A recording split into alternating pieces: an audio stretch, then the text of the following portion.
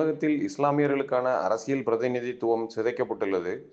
இஸ்லாமியர்களுக்கு ஆதரவாக நடிகர் விஜயின் செயல்பாடுகள் சந்தேகத்தை ஏற்படுத்தக்கூடியதாகவே உள்ளது என நெல்லையில் ஹஜ் கமிட்டி தலைவரும் மனிதநேய மக்கள் கட்சியின் மாநில பொதுச் செயலாளர் அப்துல் சமது எம்எல்ஏ தெரிவித்துள்ளார்.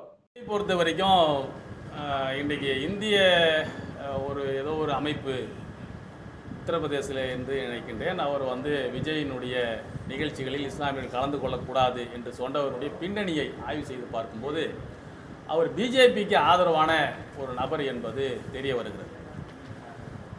அப்போ அவருக்கு பிஜேபியினுடைய நடவடிக்கைகளை உத்தரப்பிரதேசத்தில் எதிர்த்து நிற்கக்கூடிய ஒரு நபராக இருந்திருந்தால் அவருடைய வார்த்தைகள் ஏதாவது உண்மை இருக்கிறதா என்று ஆய்வு செய்யலாம். நிச்சயமாக அவருடைய கருத்தை முற்றாக புறந்தள்ளுகிறோம்.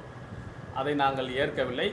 பெரும்பாலான இஸ்லாமிய அமைப்புகள் அவருடைய கருத்தை நாங்கள் ஏற்கலை. அதே நேரத்தில் விஜய் குறித்த நடவடிக்கைகளை பொறுத்த வரைக்கும் விஜயினுடைய செயல்பாடுகள் என்பது ஒரு சந்தேகத்துக்குரியதாகவே இருந்து கொண்டிருக்கிறது. ஒரு கேள்விக்குறியாகவே. இது என்ன, இன்றைக்கு அவருக்கு ஓய்பிரிவு பாதுகாப்பு வழங்கப்பட்டிருக்கிறது, அதுக்கு ஏதாவது ஒரு அச்சுறுத்தல் இருப்பதாக சொல்லியிருக்கிறார். அது கூட ஏதோ முஸ்லீம்களால் அச்சுறுத்தல் என்பதாக கூட ஒரு செய்தி வருகிறது. ஆக இது எல்லாமே சந்தேகத்துக்குரியதாக இருக்கிறது. ஒன்று. இரண்டாவதாக, விஜய் அவர்கள் கொள்கை தலைவர்களாக பெரியாரையும் அம்பேத்கரையும் ஏற்றுக்கொண்டிருந்தாலும் கூட பெரியாருக்கு எதிராக இங்கே பல்வேறு சர்ச்சைகள் இங்கே வரும்போது பெரியாருக்காக வேண்டி அவர் பேசவில்லை. பெரியாருக்காக அவர் பேசலை.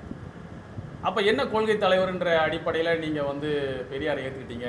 அப்போ பெரியாரை இங்கே விமர்சனம் செய்யும்போது அதை நீங்கள் எதிர்த்து பேசணும். ஆக நீங்கள் களத்துக்கு அடுத்தடுத்த கட்டங்களில் இன்னுமே எந்த போராட்டங்களும் பேருந்து மீது நின்று பேசுவதை தவிர்த்து இன்னும் மக்கள் களத்துக்கே வரல. அவர் வரட்டும். மக்கள் களத்துக்கு வளர்ந்து கூட கடுமையான கட்டுப்பாடுகள் விதிக்கப்படுது. உள்ள வரதுக்கு பாஸ் வரணும்னு சொல்றாங்க. பல விஷயங்கள் நெருக்கடி இருக்கு. இல்ல அது வரலன்னு சொன்னா வந்தாலும் நெருக்கடி இருக்குங்கிறது அவங்க விஜய் கட்சியோட குற்றச்சாட்டாவே இருக்கு. இல்ல அதாவது இது எல்லாம் மீறினது தான் அரசியல். குற்றச்சாட்டுகளை சொல்லிக்கொண்டே நாங்கள் வீட்டுக்குள்ளே இருந்து குளிரூட்டப்பட்ட அறைக்குள்ளார இருந்து அரசியல் செய்ய முடியாது. அப்படியே இருப்பதாக இன்றைக்கு அது உண்மையாகவே அப்படி ஒரு இருந்தால் கூட, அப்படி இருக்கிறது வாய்ப்பு இல்லை. அப்படி ஏதாவது இருந்தால் கூட ஒரு மக்கள்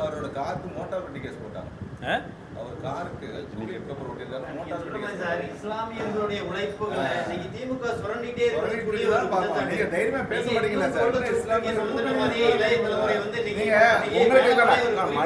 தமிழ்நாடு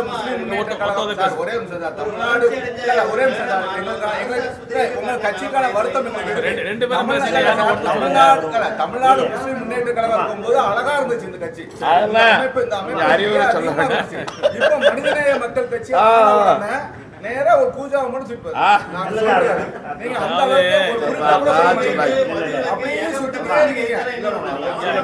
சுத்திட்டே இருக்கீங்க. தைரியமா பேசுங்க சார். ஏன்னா வேல்முருகனே தைரியமா பேசுறாரு சார். நீங்க ஒரு இதை நீங்க புரிஞ்சுங்க. எந்த தைரியத்துக்கும் தமுமுக மனிதநேய மக்கள் கட்சி தைரியத்துக்கு அப்பாற்பட்டதோ தைரியத்துக்கு குறைந்ததோ அல்ல. தைரியமாக பேசுறதுல நாங்கள் எப்பவும் முன்னிலையில் தான் நிற்கிறோம். அதெல்லாம் ஒன்றும் மாற்றுக்கிறது இல்லை.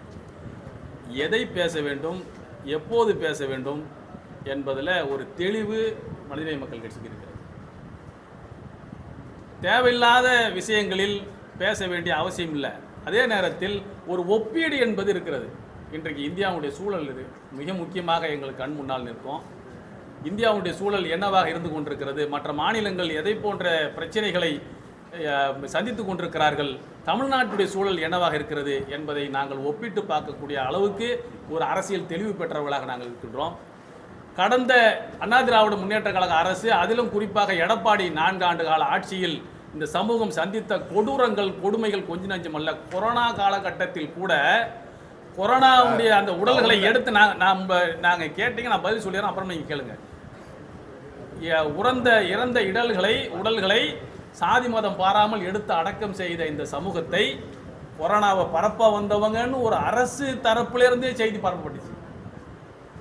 மருத்துவத்துறையினுடைய மிக முக்கியமான செயலாளர் என்ன அவங்க என்ன செய்கிறாங்க, அப்போ அரசினுடைய வார்த்தைகளாக சொல்வது தப்லீக் ஜமாத்காரர்கள் மூலமாகத்தான் கொரோனா தமிழ்நாட்டில் பரவுகிறது என்று சொல்லி செய்த ஒடுக்குமுறைகள் கொஞ்சம் நஞ்சம் இல்லை. சிஐஏ அவங்க ஆதரித்து இன்றைக்கு 25 கோடி முஸ்லீம்களுடைய குடியுரிமை கேள்விக்குறியாய் நிற்கிறது. இதெல்லாம் கடந்த ஆட்சி காலத்தில் நடந்தது. யாரெல்லாம் வெறுப்பு அரசியலை தமிழ்நாட்டில் விதைத்தார்களோ, மிக மோசமான கேட்டவுடன் கோபப்படக்கூடிய அளவுக்கான வார்த்தைகளை பேசினார்களோ, அவர்களெல்லாம் சுதந்திரமாக தமிழ்நாட்டில் நடமாடினார்கள். இன்றைக்கு நடமாடுறாங்களா? அவங்களாம் பேச முடியுமா?